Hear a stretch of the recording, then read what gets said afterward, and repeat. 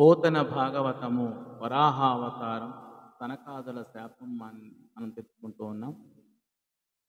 మీ కరుణావలోకన సమేతులగా మము చేయు చిత్తముల్ దూకననేని మా చనువు ద్రోయకైదగు కామలోభముల్ కైకొని గుట్టు చోట నవకంజ దలాక్కుని నామ విస్మృతిన్ వైకొనకుండ దాననే శుభం భగుమీది మదీయ జన్మముల్. ఓ మహనీయులారా, మమ్మల్ని కరుణించాలనే సంకల్పం మీ మనస్సులో ఉంటే ఈ మాత్రం దయచేయండి. అదేమంటే మేము లోభ మోహాలతో పుట్టిన చోట శ్రీహరి నామాన్ని మరవకుండా ఉండేట్టు అనుగ్రహించండి. అందువల్ల తర్వాతి జన్మాలలో మాకు శుభం కలుగుతుంది అని ఈ పద్య భావం. జయ విజయులు ఇలా అంటున్న సమయంలో హరి సర్వేశుడనంతడా కలకలం భాలించి పద్మాలయా సరసాలాపని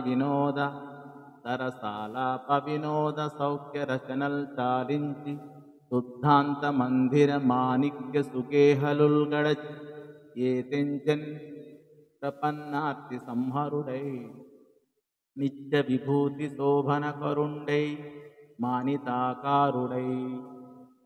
అందరికీ ప్రభు అయిన వాడు, అంతము లేనివాడు అయిన హరి ఆ కలకలాన్ని విని లక్ష్మీదేవితో సరస సల్లాపాలు చేస్తూ వినోదించడాన్ని చాలించి ఆశ్రయించిన వారి కష్టాలను పోగొట్టేవాడై, శాశ్వత వైభవంతో శుభాలను కలిగించేవాడై, అంతఃపురం యొక్క మాణిక్యాలు పొదిగిన మందిర ద్వారాలను దాటి మానవీయ స్వరూపంతో వచ్చాడు అని ఈ పద్య భావము.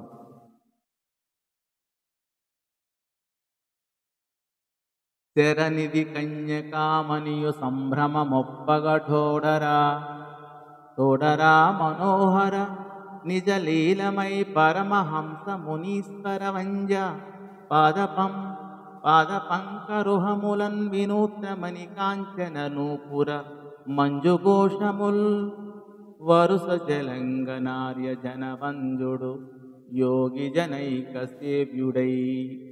లక్ష్మీదేవి కూడా తొట్టుపాటు కలిగినదై వెంటరాగా పరమహంసలైన మునీశ్వరులు నమస్కరించే తమ పాద పద్మాలకున్న క్రొత్తమనులు పొదిగిన బంగారు అందెలు అడుగడుగుకు మనోహరమైన శబ్దాలు చేస్తుండగా శ్రీహరి మహానుభావుల చేత నమస్కరింపబడేవాడై, యోగుల చేత సేవింపబడేవాడై శ్రీహరి ఆ ప్రదేశానికి వచ్చాడు అని ఈ పద్య భావము.